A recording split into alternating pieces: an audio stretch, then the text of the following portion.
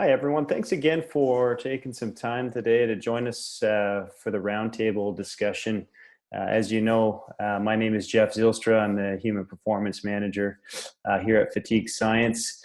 And before we kick things off, I just wanted to give you a quick recap of sort of why we're sitting down today and sort of what the expectation is for the next hour or so. Really, guys, as some of you are aware, for the last months, years, we've had both users of fatigue science technology and Omegawave technology come to us with some very compelling stories and evidence of how they use the two technologies together to better optimize both their athletes and soldiers or operators. So we decided just to bring some of our users, you guys, together just to share some stories. So the idea is to keep this really informal, share some ideas, some stories, and hopefully we can all get some value from the discussion. So I'm going to kick things over to Michael from Omegawave, and he's going to be the one moderating today and just taking us through some of the questions. Thanks, guys. Well, first of all, obviously, big thanks to everybody for agreeing to do this. We are truly appreciative of your time and having such heavy hitters available to talk about how you guys use our technologies on Omegawave and fatigue science in your coaching and monitoring. We'd like to start with a brief introduction of everyone. So if you could please introduce yourself and kind of your quick career bio and specifically the role you are currently exercising.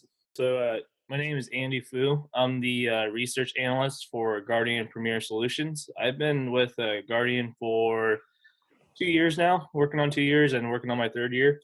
My main role is, of course, looking at all of the physiological data, as well as all of the other psychometric data as well for our trainees. So with that being said, we've seen a lot of great data coming out of Omegawave and fatigue science. So really happy and honored to be a part of this meeting with all you great minds. So thanks, Andy.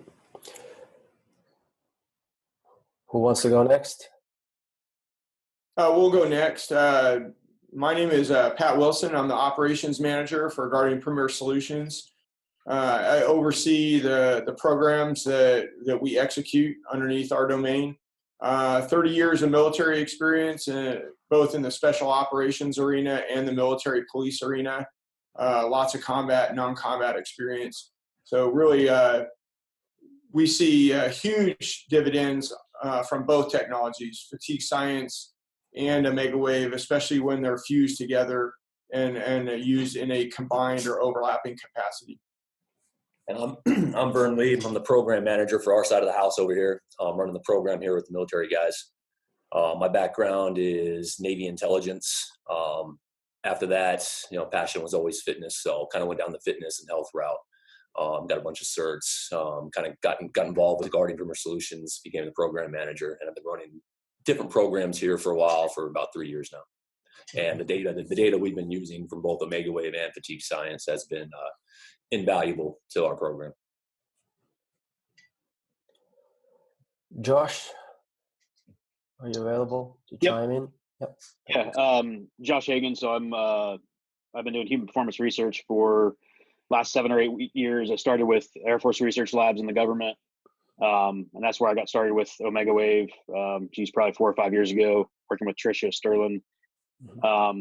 So did a lot of work with special operations, really anything trying to measure and understand human performance at that top tier level. And then at the same time, found that working with athletes was a good surrogate population to try to understand things in a little bit more controlled manner. So did kind of traditional sports science as well. So I ran that for Ohio State athletics, mainly the football team, where we used Omegawave quite a bit.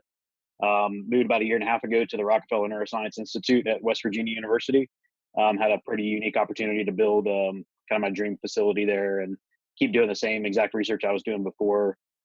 So first purchase we made was Omegawave. So we got our football team went from not knowing anything about it and being on a different device that I liked much less, to getting 55 of their athletes on Omegawaves every single day. It basically took about 2 weeks for them to buy into that, and then was able to kind of stuck with something I didn't like the first year, but we just switched to fatigue science this season as well. It's been tremendous for those guys, just from a reliability standpoint. Getting the data in, usability is really good on both those sides. As far as, I think sleep is our next frontier of things to try to optimize in our domain. But we've seen just staggering things from heart rate variability over, like, that's the one thing that's been predictive of all things performance, however we define it. So really excited to be on the call and excited to learn a whole lot more, because even though we've used it for a lot of years, I'm sure I'm nearly the potential of it as we should be. And putting these two things together is exciting. Thanks. Cool. Thanks, Josh. Eric? Yeah, thanks for having me out here. I'm currently the Associate Athletic Director for Student Athlete High Performance at William & Mary. So I oversee our health, wellness, and performance model. I've spent about 15 years in collegiate and professional sports in roles like sports scientist, or as a high performance director at Kentucky. And that's where I finished my PhD. We're looking at how sleep affects states of readiness, looking at DC potential specifically, and identifying optimal time durations for sleep, for optimizing functional states for collegiate football players, and have a lot of experience using Omegawave and fatigue science, and just they're fantastic tools. And when you put them in the hands of the right people, and then you can inform the right processes, I think you have great results. Right. Okay, perfect. Thank you. Well, as we go deeper into the practical use of and the experiences you guys have had, obviously the first step always with our kind of technologies is having the data collection. Could you guys describe a bit more how you actually collect data with fatigue science and with Omegawave? And when I say how, I mean frequency in a week or in a microcycle. And is the data collection done under supervision of you or your staff members, or are the athletes or operators doing the measurements on their own at home, for example? Yeah, I can start with that for our program. So the way we kind of currently implement the technologies with the Ready Bands for our fatigue science, for example, when we first got those bands, we were having the students wear them throughout the day, all day long. We came across some water issues with those. So now we have a protocol in place where when our training day is done around 1600 our time, students go, they hit the dorms, they shower, and we immediately have them put the Ready Bands back on. They wear them throughout the night, wake up in the morning, sync their data through the app, and then they take the bands off. As far as Omegawave is concerned, we have our athletes take 2 readings a day. First, upon awakening, they utilize the restroom. They come back, they take their Omegawave reading, and then they head on down to training. When training is over, they have an hour time frame to take their shower and then get a reading in within that hour time frame. It is unsupervised. However, what we have is what's called 0 week, and that's kind of the in-processing week for all of our students. And during that week, we have a orientation day where we sit down with them, we show them how to take a proper reading, the proper setup process, how to take a proper reading, how to save the data. Same with fatigue science. We show them how to charge their Ready Bands. We show them how to sync their Ready Bands. We also teach a class in week 2 and week 3 of our 8-week training program. Week 2, we teach an Omegawave class where we kind of walk through the app. We walk through all the different fields, all the different data points. We don't go crazy into it. We don't want to give them too much information, but we give them enough information so that they aren't just staring at a screen and not know what they're looking at. They're actually looking at the data, using the data, learning how to keep their bodies in a primed, recovered state at all times from the data. And then in week 3, we teach the fatigue science class. And really, that's just a class. We teach a little bit about sleep. We're not allowed to go too in depth on sleep because it's not really our realm, if you will. We have a psych doctor who actually teaches about sleep. We more teach about the application itself, the app, how to maneuver through the app, the different features of the app. And like I said, we lightly touch on different sleep techniques, sleep hygiene, sleep schedules, things like that. If I may contribute as well, one of the things that we've been doing over the last couple of classes is we've been doing Omegawave readings pre-float and post-float when we identify personnel that need to go into the float tanks. And really that was to get a good understanding of how far we're moving their autonomic system, if we're not, making sure it's the right protocol for that person, if you will. And we have found that almost probably in the high 90th percentile, we've always been able to move someone's index, if you will, in the proper direction with a float. Yeah, maybe I'll chime in on that too, because I'm very interested in your experiences with that, because we've done that. We probably have 500 sessions down at University of Cincinnati. That's kind of the ticket for admission for getting to use a float tank, because you got to give me an Omegawave pre and post. We've just seen staggering results, especially when you go in there very high sympathetic tone, which it could be post training, but just the amount of reduction they get from that is just staggering. And then we also have seen some nice reduction of that ultra high parasympathetic tone gradually. So curious if you guys have the same results on your side. Yeah, so exactly what you're saying as far as high sympathetic goes. High sympathetic, I've been seeing guys bounce back within, when they get out of the float tank, we usually have them wait about 30 to 45 minutes before taking that reading. I've seen guys go from an overall readiness of 2 to a 7 in that 45-minute time frame. I've seen guys go from a 2 to about a 3 or a 4, come up slightly. But the one thing that's been undeniable is that following morning's reading is you'll definitely, absolutely, there's not a single time, except for when sickness is involved, that I have not seen a guy bounce back to a readiness status after the float tank. And as you said as well, with the high parasympathetic, don't see the quite dramatic results as we see with the high sympathetic, but we still usually do see some type of movement with that, a little bit more minor than the high sympathetic, but I'm right on par with what you're talking about, Josh. Cool. That correlates exactly. Anything you guys are seeing on the CNS, central nervous system, DC potential? Can you chime in on that? Yeah, so absolutely. So for the candidates for the trainees that we have when they're taking the float tanks for their direct current potential, definitely when they're floating and they're high sympathetic, most of them are in that tension zone, if you will, so above the 40 millivolts, and a lot of times they're able to come back down into the optimal range. Also, the duration of their direct current potential, if you will, if you guys recall what the graph looks like on the coach's platform, they're able to stabilize a lot sooner than usual and not have like that crazy spikes or regression, if you will. And also, Dr. Hagen, to comment on the parasympathetic side of the float tank as well. What we've seen at Guardian Premier Solutions is within 24 hours, these candidates are able to rebound and be within an optimal state in the autonomic nervous system and be able to be in a full optimal zone to train that day, if that all makes sense. So most definitely seeing a lot of good results, and Omegawave has definitely shown that. And what I've also tried to do on the fatigue science end is look at their sleep quality. And definitely I've seen a difference, nothing significant, but haven't seen some movement. That's great. It is also important to note there were a couple of instances where we found athletes that had issues that we directed floats because we were starting to have reading problems, whether it be with the Omegawave or the Zephyr straps, and then seeing some anomalies within their fatigue science data that we directed floats. The float did not affect them the way that it did the normal population. In both instances, those individuals ended up getting referred for cardiac issues, and both individuals were actually removed from the program because they had actual cardiac issues that were pre-existing.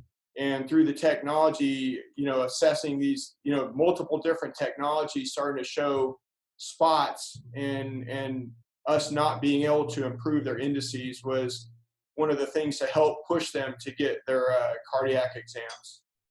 Thanks, guys. Well, moving on, let's say in the steps of using these kind of technologies. The other thing that I at least face many times in Europe and also in China is after the coaches set up the the data collection processes as they go along, there's always the issue of athlete or user buy-in, and how to communicate that, how to constantly show and consistently show the value of these measurements to people who in most cases are not trained in physiology or exercise science. Guardian Premier Solutions, or you guys already detailed a very, very extensive and comprehensive education process that you guys have. But in general, what tips or what are your experiences in getting the buy-in from your users with this kind of for this kind of technology? So with us, we're kind of in a fortunate situation. We force them to buy in. They don't have a choice. So they're required to take those readings. And when they don't take those readings, we track them down and we make them take those readings. And if it continues to happen, they get reported to leadership, and all kinds of hell breaks loose at that point. So yeah. But to get them to buy in anyways, it's still my goal as a program manager. Is like, I don't want just to force these guys to take readings just because. We want them to learn about their bodies. We want them to learn about their schedules, learn about their diet, learn about their sleep, learn about their stress, learn about the different things that they can change and control to keep their bodies primed and recovered at all times, to perform at all times, because that's what an operator has to do. So I, in all my classes, whether it's the first orientation day that I teach them, whether it's the Omegawave-Fatigue class I teach them, every chance I get to get in front of the students, I emphasize the importance of this technology and the recovery and using it. And you've got the athletes who buy in, and they eventually go and they progress, and they keep on moving forward, and they love it. They love it to death, and they use it from here forward. And then you got the guys who just don't care too much about it. And those are typically the guys that don't stick around anyways. So we're not too worried about those guys. But yeah, we do. So they are forced to take the readings, and we still try to get them to buy in at all times to learn about their bodies. Vern, can you speak about the coach? So the student buy-in is a little bit different than the coach buy-in. Yeah. So if you could speak to that. I mean, we are just now really starting to make some inroads after implementing this for 2 years. So if you that's an excellent point. Yeah. So the course has been going on now we're about to hit the 2-year mark. And I would say for about the first little over a year, it was us doing our thing, collecting the data, trying to get the point across to the coaches and the company that we work with on the importance of the data. And it was kind of in one ear, out the other for the longest time. I would say for the last 6 months to 8 months, I would say we finally started to get the point across. Some of the incidences Pat was talking about, where we had the 3 individuals who had heart issues. We know Omegawave's not supposed to be used for that type of purpose, but the fact that we've identified 3 different heart issues and saved a couple lives because of it really opened their eyes. So that kind of, like I said, it really opened their eyes and made them interested in the technology. And then when we really started providing, I pretty much started force feeding it down their throat. Here's our daily training recommendations based off of this data here. And over the course of a time, these coaches started to see it. When I provide these recommendations, hey, this guy's going to struggle today based off his data. They would see him struggle. Hey, this guy may be sick today based off of the data that we're seeing. And they'd go and they put eyes on the individual and find out, hey, this guy is actually sick. So it's moving the ball. It's moving the ball. And what it's done for our program, the way our program used to be is they train all of our candidates exactly the same way, no matter what. And we were telling them the whole time, this is wrong. You can't do this. We have too much variability in the experience levels of our guys. You cannot train them the same way.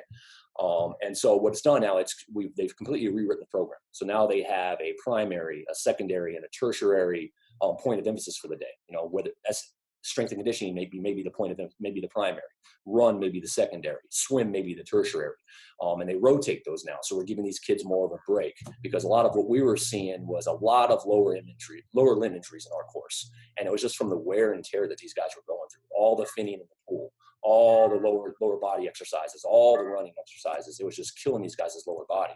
So this is the first class currently. We're just about to start week 7 next week of this class. And with this class, this is the first class that we've used the 3 different training modalities. And we've also emphasized a regen day. So on Wednesdays, we have a regen day, kind of an active recovery day, if you will. And we have seen injuries drop off dramatically. We have seen recovery shoot through the roof. No longer do we have 60-something guys that are red in the speed and power category every single day. We're dropping down to the 30s now, for example. So it's they're buying in, and it's moving the ball forward. We've got them coming to us now, asking us for more recommendations. How can we push the ball further? So it's, like I said, this is really the first class that we finally started to see some improvements in that aspect, and we just see it growing even further. And then the next thing we really want them to start doing is establishing ability groups. Because like I said, we get guys that come in, most of our guys are 18 or 19 years old. We do have a few older guys, but we just have the whole gauntlet of experience. We have guys who have never seen a weight before in their life, and we have guys who have been Division I or semi-professional or some even professional athletes. So like I said, you can't train all those guys the same way. You're either going to overtrain some individuals or you're going to undertrain some individuals. And so the next step that we're trying to do is get these guys to start establishing ability groups to go along with the primary, secondary, and tertiary points of emphasis and the extra recovery day. And I think that'll help push the ball even further. Now, Eric and Josh, does the world look different in the athletic realm when it comes to buy-in, or do you have similar experiences than what? I would say I've had similar experiences. It's always so funny. It's always the same cycle. I had a coach here that we were doing some work with his team, and he was listening to me, and we were making changes. I was obviously making changes to the physical preparation. And then I came to him one morning. I said, "Hey, look, this does not look good. I don't think, I think we need to back off this guy today." He said, "That's fine. Let's just have him go through warm up and then we'll pull him out." Guy's going through warm up and he has vertigo. We found a guy once at a school that had an inverted T wave. They ended up finding he had a hole in his heart. I've used this with world-class sprinters, and, they're out in Japan and I'm back here, and I'm like, hey, we're starting to see some funky stuff. And then their competitive numbers go down. So, it's always the same thing. It's hard for somebody that doesn't have a very deep rooting in science to look at this and go, are you kidding? Like really? Like, you put this strap on your chest and put this thing on your forehead, and I put a band on my wrist, and I can really start using this.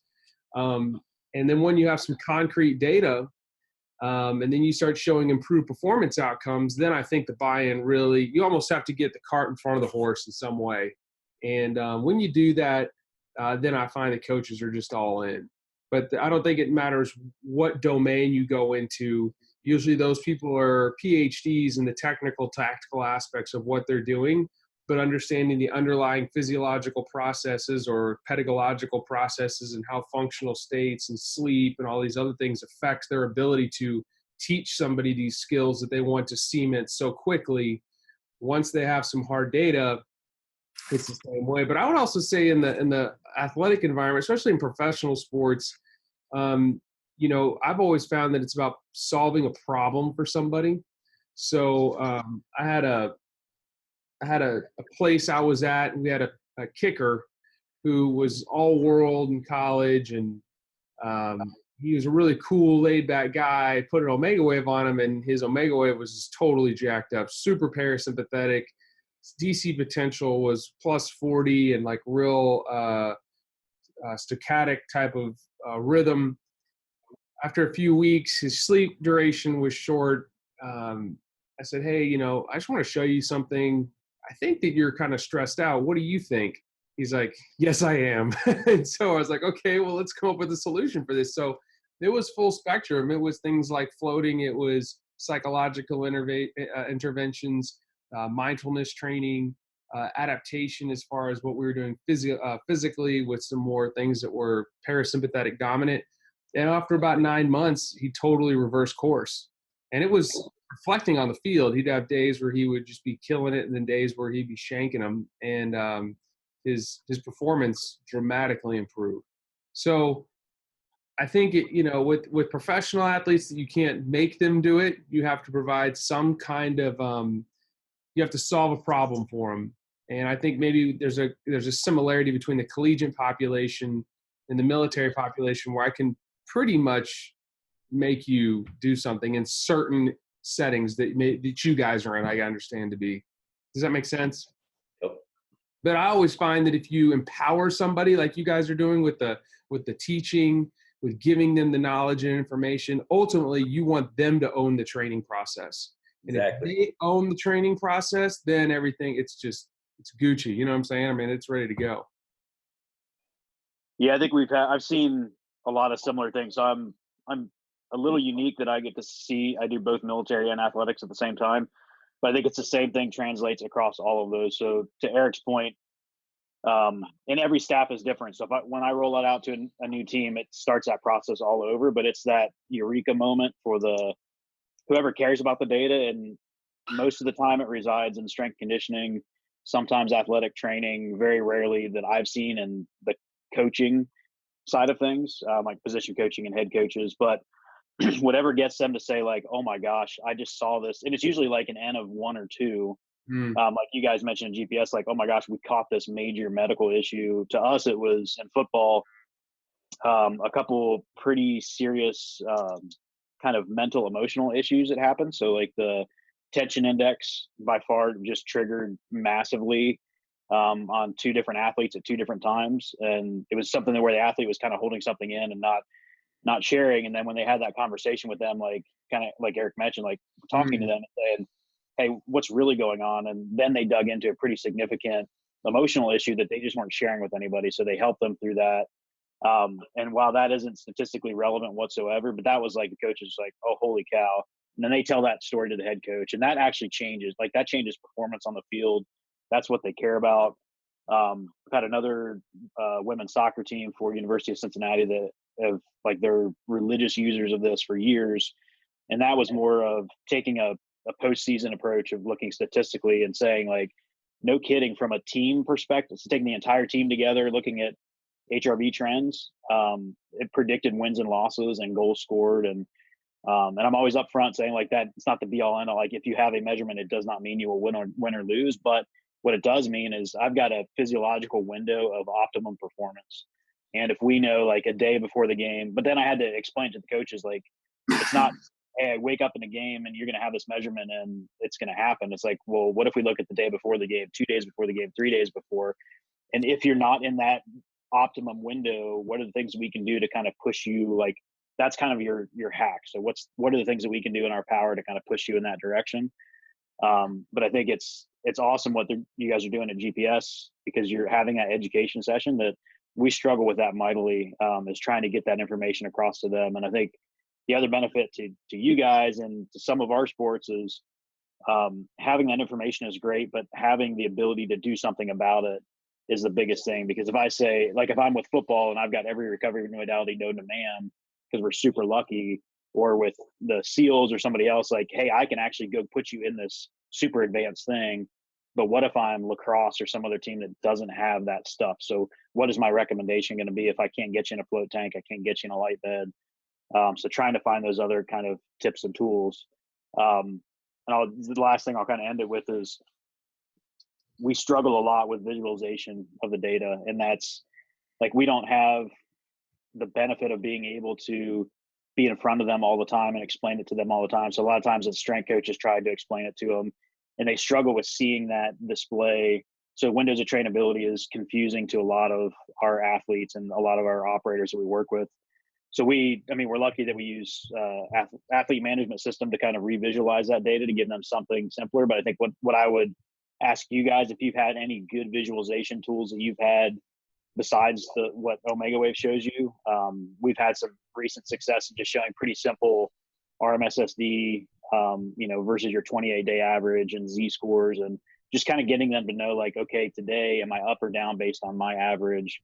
And then also trying to get them to understand balance. But I think overall it's educational. Like, how can I take an 18-year-old Marine or a 30-year-old Navy SEAL and get them to look at a screen and understand, like, oh, I get it, this is what's going on, without having the benefit of being able to go in a classroom, even though I love that idea and I want to try to roll it out in other places.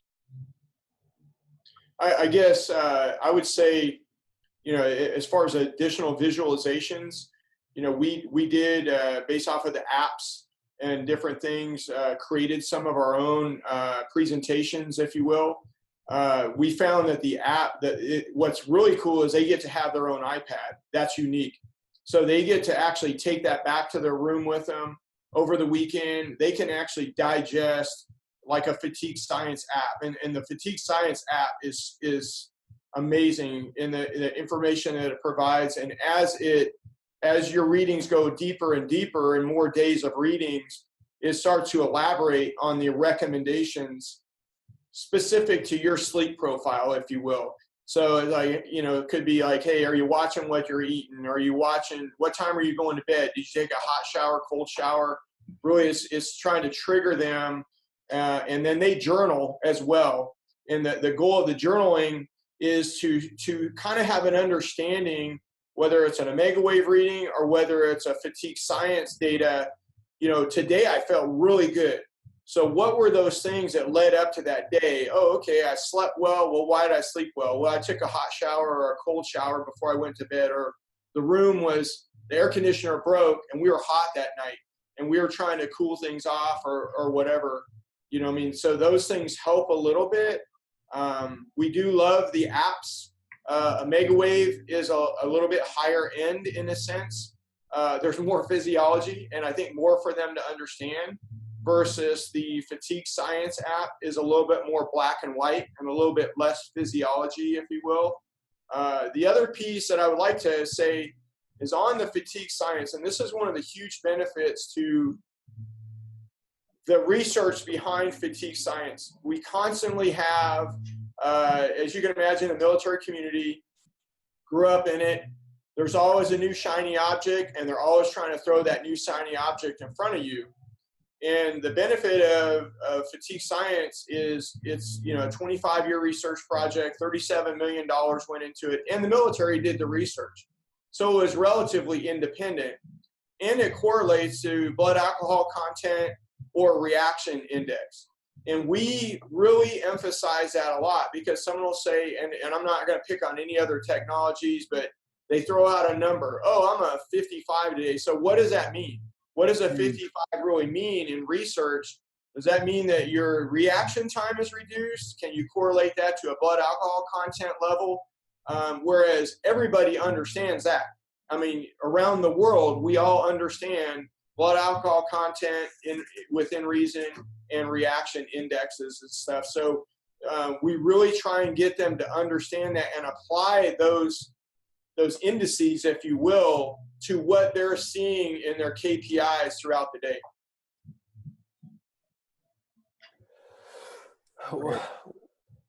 Anybody else wants to continue? If not, then I have a follow-up question. Because one of the things that at least I see is that, especially in some of the team sports, there is still a culture where a head coach or the skill coach doesn't really appreciate physiological data. And then the coach is the strength and conditioning coach is medical. So they always ask you, well, is there any point in using fatigue science or Omegawave? How do I use it if I can't change the main training sessions? And what I always tell, well, hey, there's the general training, the gym training, whatever that you do outside of the court, outside of the sport specific skills, plus there's all the recovery activities you guys can do. My question to you guys is, what's your approach in these suboptimal situations when you don't get the buy-in from the head coach, from the skill coach? Is it, do you still see the value of using these two technologies? And if you do, what's your plan of attack, so to speak? Can I address this? Go ahead. Yeah. There's a lot of construction. A lot of times people what's the word I'm looking for? They don't value a coach's visual I'm drawing a blank here. Like their assessment of performance. Like they have a trained eye, right? And so if they watch something and they give you a visual assessment, like I see this going on, they're slowing down here, they're doing this there. A lot of times we discount that because it's not objective, but that is a trained individual, especially the longer they have in that realm or that domain. I think what we need to do is people that are looking at science, that are scientifically rooted, that are collecting data, is to listen to what they are saying and then come back and validate what they are saying with objective measures. If you do that, you get buy-in. I found this, working in football, which is one of the most difficult sports to work in because of the history of how things were done, because so-and-so did it, we're going to do it, that type of thing. And when I can validate what a coach says or what his coaching eye sees with information, and I just say, hey, you saw this, guess what? Blah, blah, blah, blah, blah. You start getting buy-in. And then you can use that trust that is earned to then start helping them in other areas. And so I always find that just through the school of hard knocks and stubbing my toe and making dumb decisions, if I can validate what they're seeing and I can validate their opinion, what we're seeing on the field, which is most important, then I think we buy some real estate. Does that make sense? Totally. Yeah, absolutely. And so for us, based off what you said, Mikhail, that buy-in piece. So take that and times it tenfold here in the military, because especially with military operators, you have the old buddy network, the older guys, and they don't see any use in the technology because it was always been go harder, go faster, go stronger, and don't ever rest, and keep going until you break. And so we're fighting that. And I think you're still fighting that in the strength and conditioning community. Even in strength and conditioning, it's the same thing. It's go, go, go, go, go, go, go, go, more volume, more intensity. And I think we're just now really starting to see people latch on to how important recovery is. It's just as important, if not more important, than the training itself. And we're just now trying to get that. So to get people to buy in, the only way you really get that especially from those old timers, is results. And I think some of the things that we've already talked about, with the 3 cardiac incidences, with being able to identify sickness, with the Omegawave. We haven't been able to really show a lot of results, and the results we're showing now with recovery and less lower limb injuries. It's those kinds of things that are going to get these old timers and the old way of thinking out the window, and to get people to actually buy in. You have to show the results. And I think we're starting to show that, and that's why we're starting to see our program move. But it's still an issue across the board. It's still an issue in strength and conditioning. And whether it stems down from the bodybuilding community, go, go, go, keep going, more volume. Maybe that's what it is, with the steroid use and things like that. People don't understand that, a normal human being can't take that kind of load without having recovery. So I'm just now starting to see it in the strength and conditioning world. We're trying to get the point across here in the military world. And the more results we have, I think the more that point will come across. So if I could build off of what Vern was saying too, guys. So everything you guys are saying is completely true of what I've observed. What I think a lot of it is when we're talking to them and don't really have a strong foundational science understanding, they just think it's pseudoscience and we're just full of make-believe, if you will. So to Dr. Hagen's point as well, being able to provide some data visualization to show the coaches as well as senior leaders what's really going on within the program in a 8-week course, I feel like has been very beneficial and allowing us to implement some recommendations and allowing them to kind of start changing the thought process of their training days. So if anything, I think to Eric Corwin's point is being able to show some proof behind it, and as well as working together with the coaches has been incredibly fruitful. Yeah, I'll echo a lot of those too. It's finding that hook. Like every personality of every staff is different, but what is that hook that's going to get them? Because we know this works for a lot of different reasons and for a lot of different applications. What's the most important thing for them? Had a recent experience with some very so School of Infantry East out at Camp Lejeune. So they've been Marines for not very long, implementing this technology for them. And we did a commander brief out that, of course, we were doing it for 2 months, and he wanted us to tell him like exact results of what's happening in training. So he's had to be creative about that. But what hit home for them is they just did a couple crusher trainings across that time domain, and they actually picked out this data themselves. It was through a visualization we got on Smartabase, but they did it, and they just saw some major pop outs with tension index and sympathetic nervous system and arm SSD. But it was the day after they did a crusher, and that was just their validation that, yeah, we push these guys really hard And we intended to do that in training, and it showed up in their physiology. So what we're doing had that impact. I think it stems back from what, we had done past years, a few years ago at Lackland, of blood-based biomarkers of just showing like, yes, stress markers and things like that. They go up at different time points of training because you're applying that stress and you're building up resilience. So you're doing the things that you think you're doing. So to Eric's point of like, hey, your coach just saw that on the field and this is what your data is showing. So it's like, so unfortunately we have to kind of find that hook for every staff and that person. But I think once you find it and once they see it, then it's good. But then it's finding who's the day-to-day buy-in, which in my experience, I found that usually lives in the strength conditioning staff. But if you find the right person, like football here at West Virginia, like they built this amazing culture, but it's about communication and a lot, similar to what GPS does is educating and communicating with those athletes. And they created this performance optimization chart that's pretty detailed, but it's basically like, how do we produce a high quality football player? And where does every single thing from training, from classroom, from physiology, from recovery, how does that all fit in this roadmap to make you a better football player? And then for each thing that has a technology to it, there's an icon saying like, okay, this is a critical thing, and this is where internal training load is important. This is where your GPS is important. This is where Omegawave is important. This is where sleep is important, when sleep covers like all of them. So if you do all of these things right, you will be a better football player, that's what the players care about. So they can just see that visual like, oh, this is why I'm wearing 10 things. I get it, because I'm going to be a better football player. Another big thing that I see in the world of physical performance,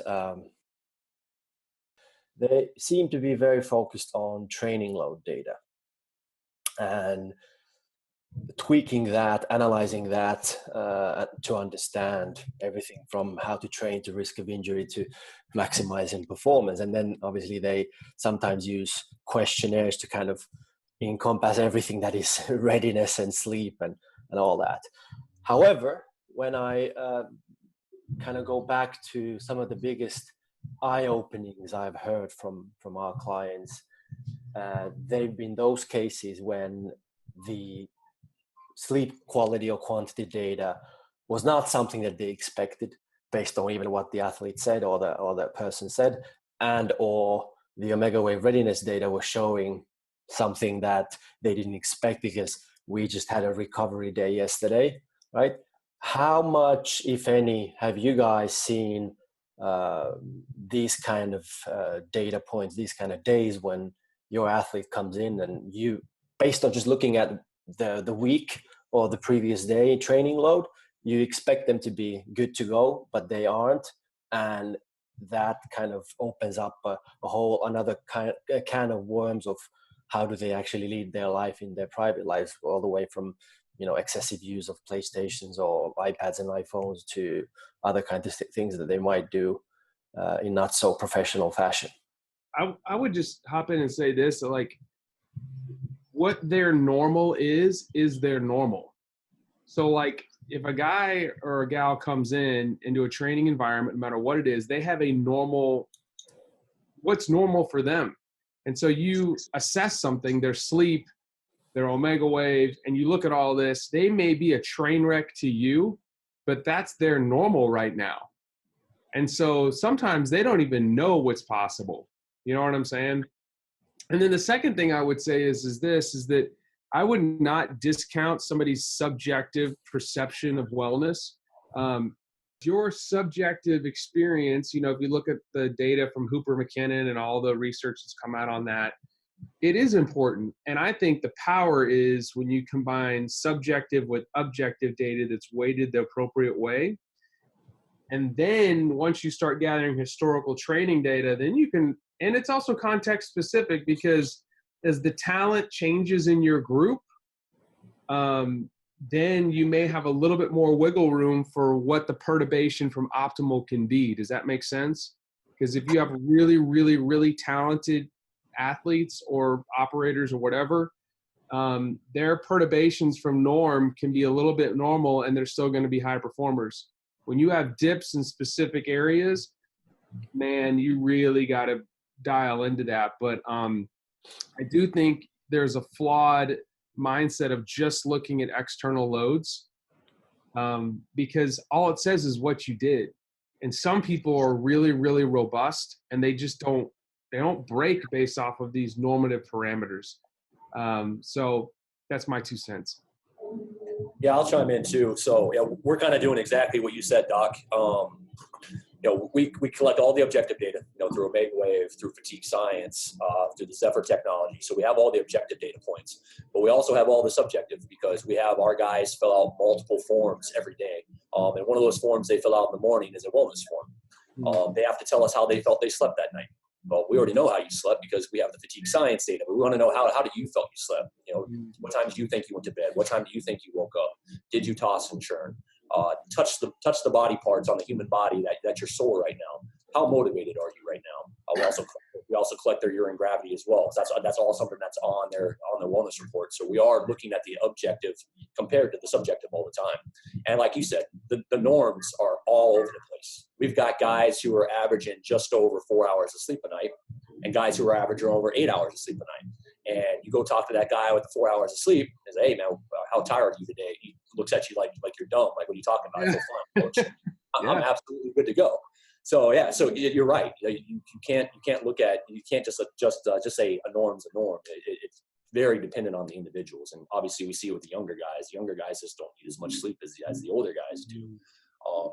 So we're seeing that all the time. We're looking at the objective, looking at the subjective, taking it together, looking at the whole holistic view of the athlete.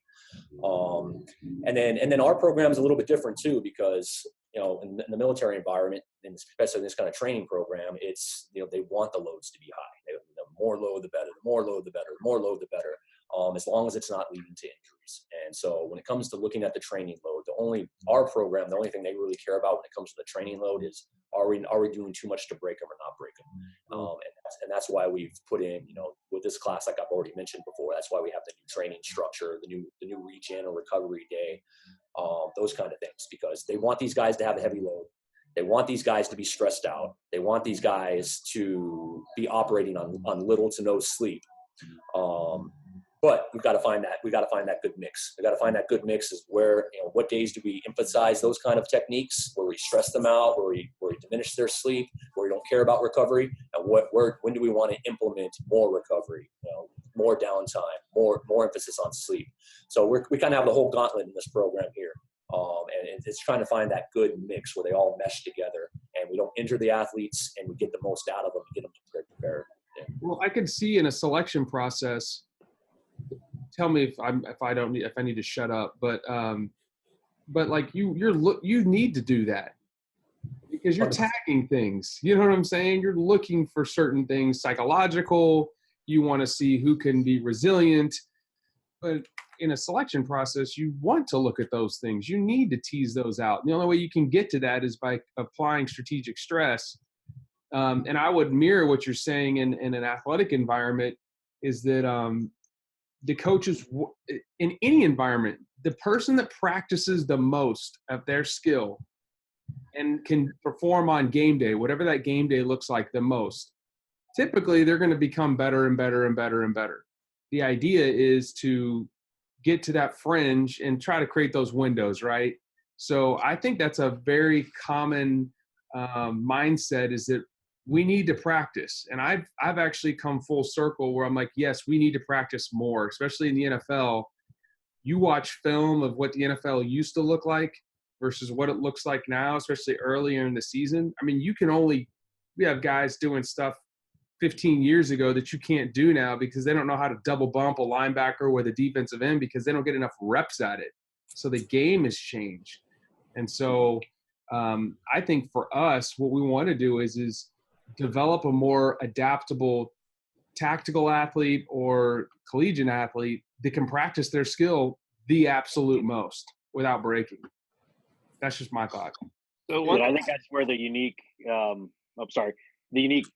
convergence of fatigue science and Omegawave comes in, is that, I mean, that's your ultimate definition of recovery, is autonomic nervous system and sleep. Yep. And if you can do those things right, and that's some buy-in I've gotten from some coaches, is you can train harder, you can train smarter, we can train more effectively by having this information. Like it's not a, hey, you're going to get 10 days off because of this data. It's like, how do we optimize these things and get you to be able to train harder and train smarter? Yep. Yeah, so what I was going to say, pretty much echoing everything you guys are saying by all means, but what I love about the technology is you're really starting to connect the objective and subjective data together, ideally, right? And most importantly, one of the things that I've seen to answer your question is the data is augmented intelligence, right? It gives us a red flag to where we can just monitor a candidate. And to what you're saying, Dr. Quorum, is it may be somebody's norm, and everyone's different. Everyone in this conference are all genetically different, if you will. However, again, when we're leveraging the data that we get from fatigue science, for example, myself as a data analyst, I'm looking at what are the candidates' sleep effectiveness scores on a Monday. You should have been able to recover on a weekend. If it's poor, were you goofing around in the weekend? Were you going out having fun in San Antonio? Or were you playing video games all night or talking to your significant other? Who knows? There's so much behind what happened. But again, I think the most important thing behind this data is it gives us the opportunity to have red flags and mitigate if needed, right? So I think that's what's really huge for what we can do here at GPS. I would, the only thing I would really contribute is to your question, Mikhail. There is a preponderance to really target in on one data point, and it depends on that data point.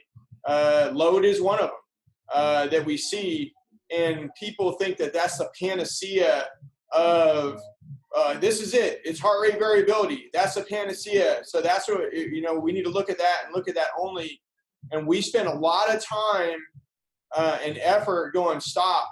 You've got these interwoven technologies, and you've got all these different data points, and let's look at multiple data points and really to see, kind of like Eric said, did we achieve what the training workout wanted us to achieve on a given person's physiology?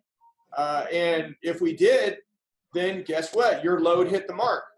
If it didn't, then your load didn't hit the mark, and you have to adjust load on that person because their physiology is different, or you overtrain them, or they're overreaching.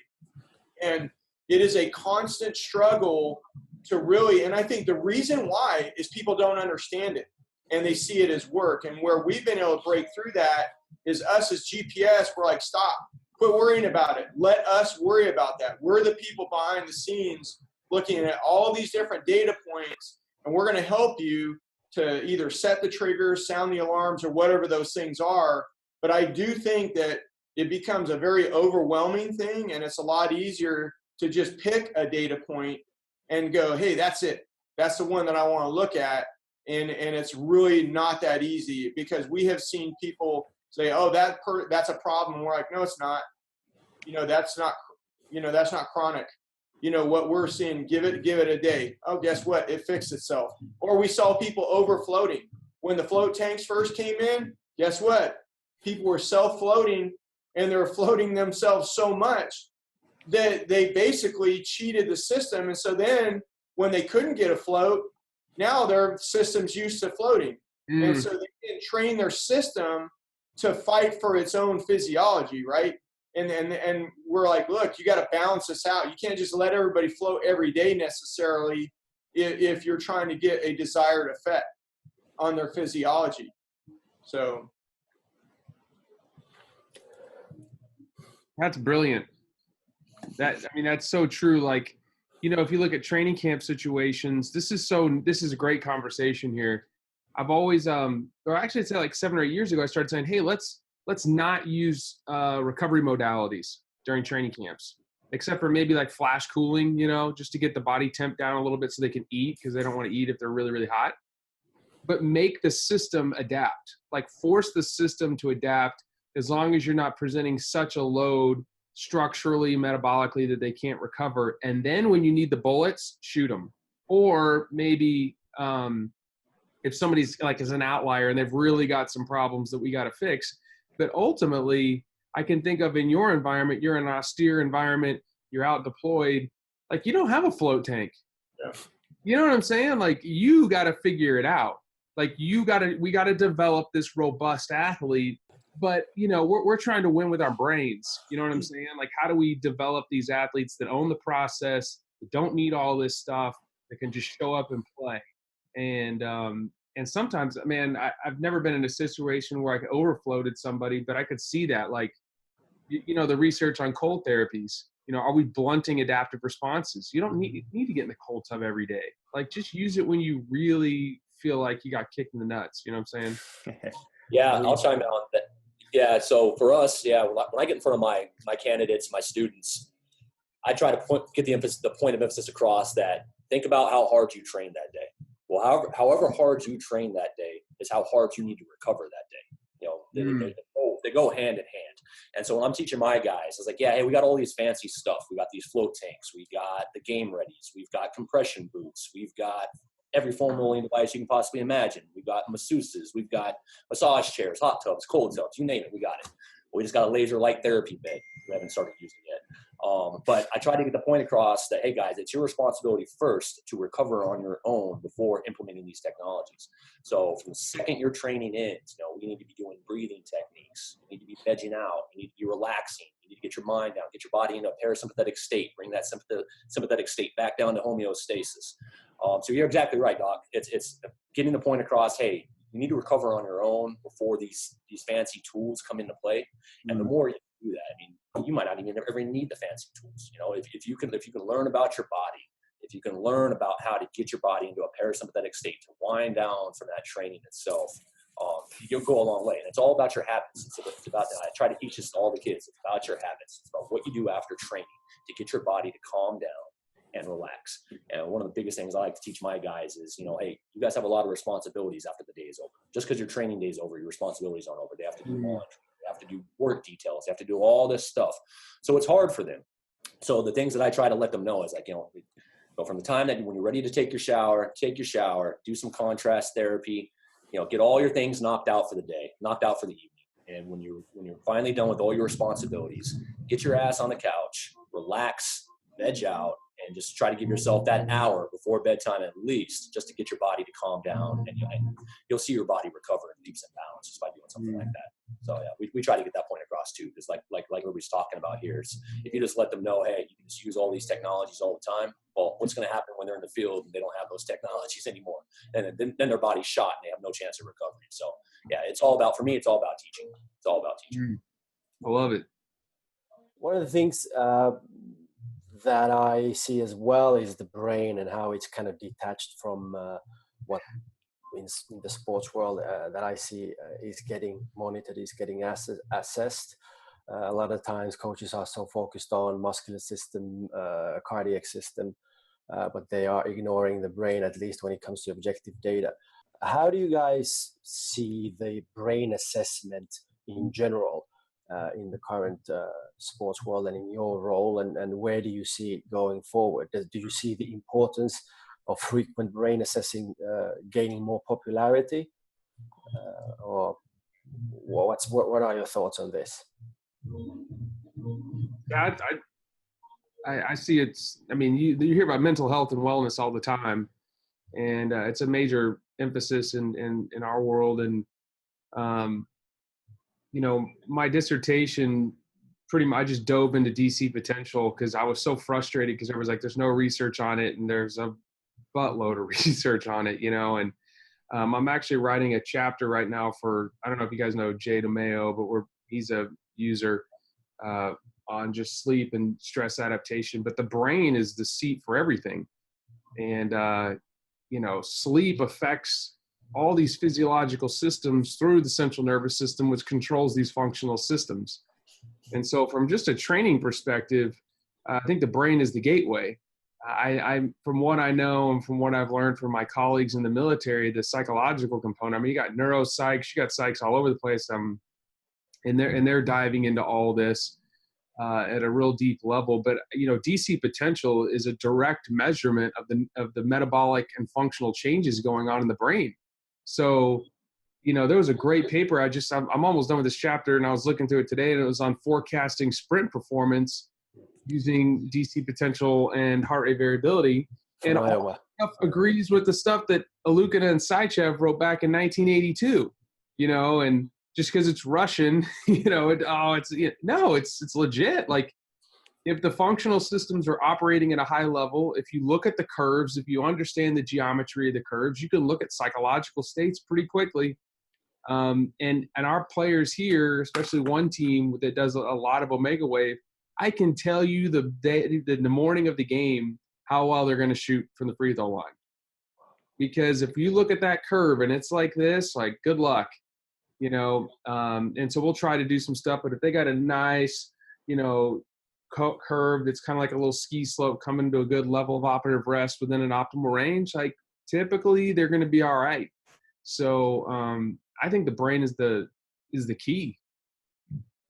Absolutely. Andy, why don't you chime in on that paper that you wrote in regards to direct current potential and sleep? Yeah. So what Vern was referencing, I just recently wrote a paper for our military community, if you will, based off of sleep effectiveness from fatigue science, as well as a direct current potential and Omegawave. And Dr. Corbin, what you're saying, I agree 100%. From my briefly, I've done some neurobiology research as well as neurodevelopment in the past, and everything comes from the central nervous system, of how it communicates to our whole bodies, the decisions we make, you name it. So, Okay. But again, by all means, that paper really showed the importance of direct current potential and sleep and how this all comes together. The original question is, where do we see this going?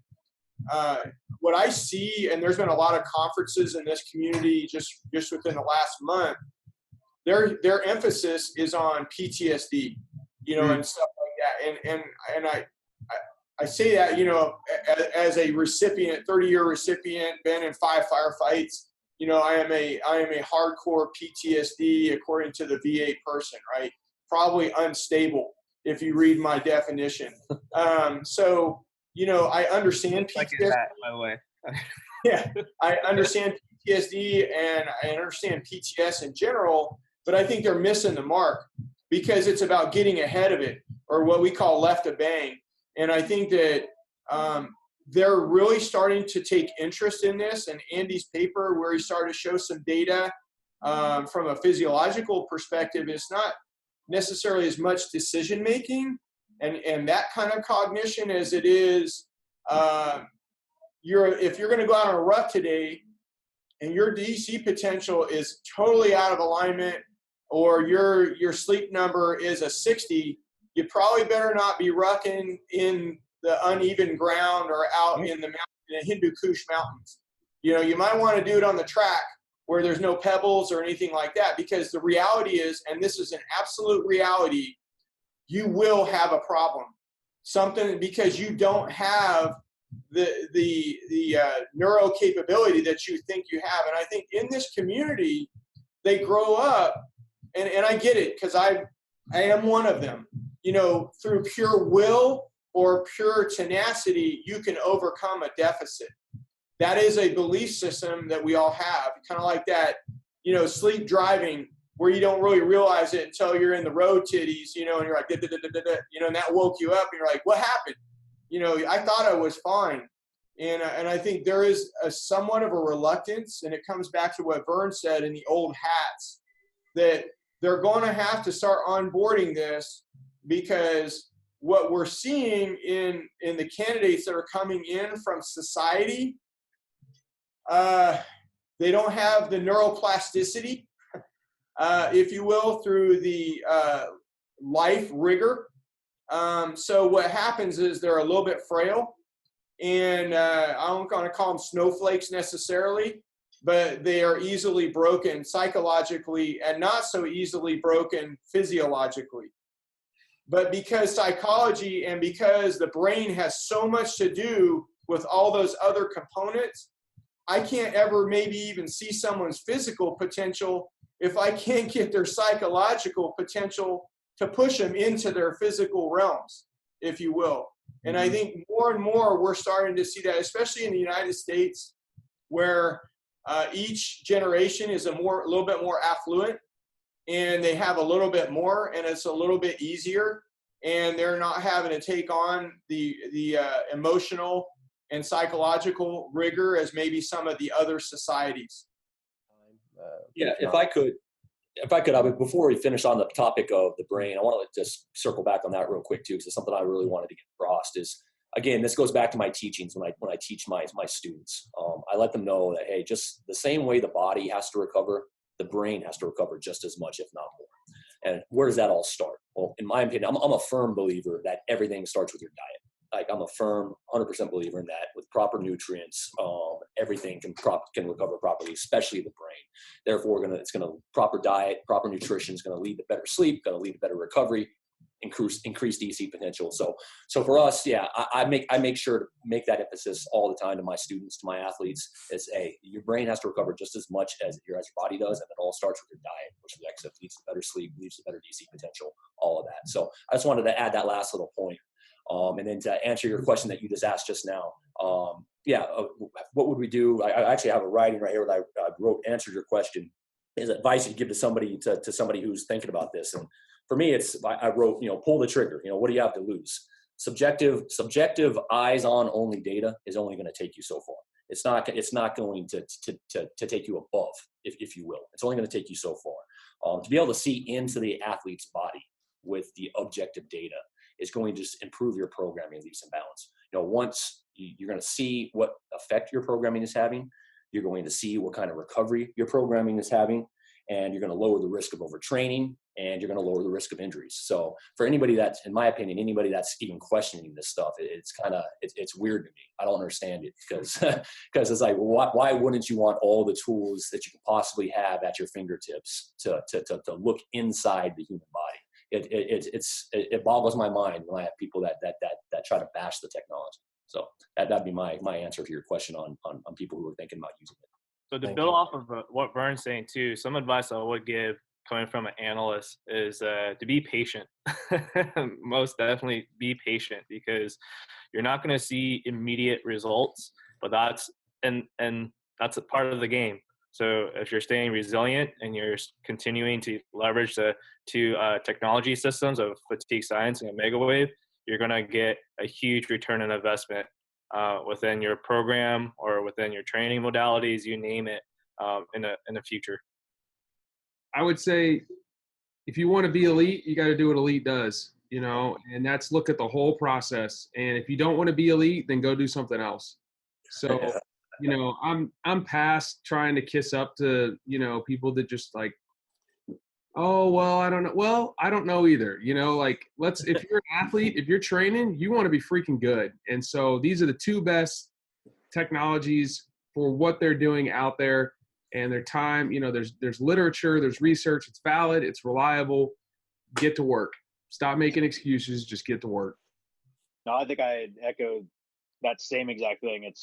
It's hard to get a coach to understand they need to be patient. But no, I haven't heard it put that way that Eric just put it. I think that's a beautiful way to put it. Like, and that's kind of the way that I've sold a couple of teams on Omegawave specifically, because they always push back like, oh, I don't have 3 minutes to do a measurement. Like, yeah, you really do. I hear that all the time. Like, from athletes, like, oh, you don't understand how busy my schedule is as a collegiate athlete. Like, yeah, I think I understand, but okay. But no, like, this is an elite tool, and it helps a lot to show that it's been bought in and been used at a lot of different levels for a lot of different. So however you relate to them, if it's like, UFC professional fighters to Premier League soccer to whatever it is, like, if you want the best thing, this is the best thing to do it. Just, be patient, understand what the data is. I think, but again, kind of back to where GPS's approach is education is critical for the users and coaches separately and together. So how do they understand how it all fits together? Let's be smart about this. And I think it's having that communication in a language they can understand, because I know it can get, especially HRV, can get really complicated. Sleep is nice because everybody understands it, and the way that fatigue science presents it, it's clear, like, okay, I got it. I know what that is. HRV, a lot of people don't know what it is, but if you can, I don't mean dumb it down, but just say it in a language they can understand, and don't get super scientific, and don't say words they're not going to understand, because they're going to feel inadequate, or, that it's above their level. Just like, how do I explain this to them to where they care? Cool. Perfect. Thanks. I got one question, guys. I know this is getting a bit long here, but and I'm gonna hit Eric and Joe up offline and get them to sound in on this. But because we've done some predictive modeling with the scheduling software that we have access to, just around game times and travel and whatnot.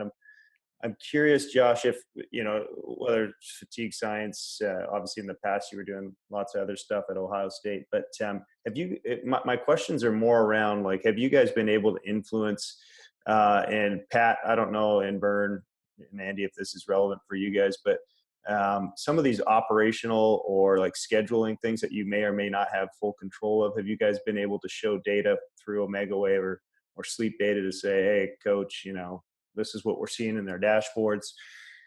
Can we, maybe tweak the schedule here to add additional rest, recovery, anything like that? Have you guys been able to get to that point with a head coach, or in your case, Pat and guys, with senior or master sergeant chief, whoever's dictating that stuff?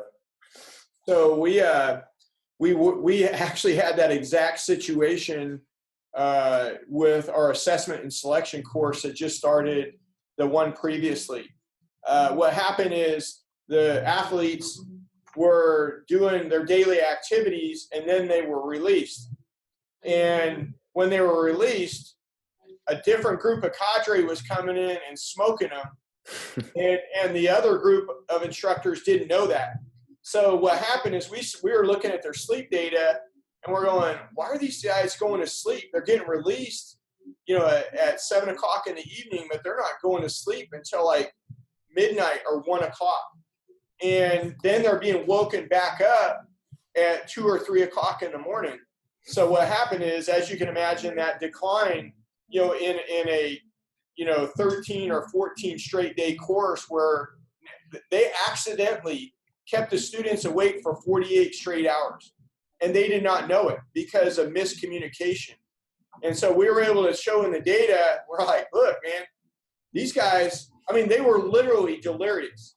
There were athletes that were mumbling, bumbling. They literally shit outside their tent instead of going to the porta-johns. They were doing things that they had literally been fatigued, but by virtue of the technology, we were able to show the coaching staff, we're like, hey, they're not getting the sleep you guys think that they're getting. And because of that, they were able to come back in and the objective data, and they're like, hey, what's going on? These two different coaching staffs are not talking to each other. And so what's happening is they're causing the sleep deficit, which now is what we're seeing play itself out on the training day where they're being assessed and selected. And they accidentally, probably inadvertently, they probably lost maybe 10 to 15 really good athletes that maybe should have been lost to the program because of what they did. But it was the data that was able to get that corrected, and so that didn't continue to happen. Yeah, and for my program, it's a little bit interesting because we're kind of going through a philosophy change, if you will. It's always been a preparatory program. That's the name of the course, preparatory. And in its origination, it was designed to give these guys the ability to recover as much as possible at all times. So it's sleep, diet, nutrition, all that stuff. But with this new course that Pat's talking about standing up, our priorities have kind of realigned a little bit. Because that is now our customer. We have to get our guys ready to pass that course. So there's been more of an emphasis put on sleep deprivation, stress, mental resiliency, a lot of things that are getting added to our course that in the past weren't there. So where we used to emphasize, 8 hours of sleep every night to 9 hours of sleep for athletes, obviously, now our guys are getting more about the 5.5 to 6 hours of sleep, but it's self-imposed. We're doing it on purpose. However, I still provide to my staff, I provide weekly reports. Here is our average effectiveness score for the week, Monday, Tuesday, Wednesday, Thursday, Friday. But it doesn't do much for them. So what I have to do is I have to use that data and compare it to previous classes. Okay, well, look at the classes before. These classes before were getting, an hour or 2 hours more sleep. Let's go in and look at that data and see if they performed better than the guys who are currently getting 5.5 to 6 hours of sleep. So it's a weird situation we're in now. So we are constantly monitoring the sleep, constantly providing that data back to the staff. And I'm always pushing to get them to get more sleep and more recovery. But because of our philosophy change, it's a little bit tough right now. Cool. Yeah, in athletics, I think I've been asked by a couple of coaches, like, what would you recommend as far as travel schedules, travel times for optimum performance? So I think depending on the coach, they're probably up for it. I think they run up against a lot of other logistical issues that can't be changed. It's like flying back right after a game, like a primetime game in Oklahoma, and coming back. That's not like, that's going to mess up your sleep for days, and that's your optimum sleep that you need to recover from that effort. So, but I think in general, coaches are pretty much up for any tool that can help them perform. So whatever it is, as long as we can present it to them in a manner that they can understand how it's going to help them win and lose, I think generally they're open for it. Hey, thanks again, everyone, for your time. Really cool and exciting to hear about all these great stories and insights of how the use of the two technologies, fatigue science and Omegawave, have been applied in your setting. So looking forward to doing more of these discussions in the future. And thanks again, guys. We'll talk soon.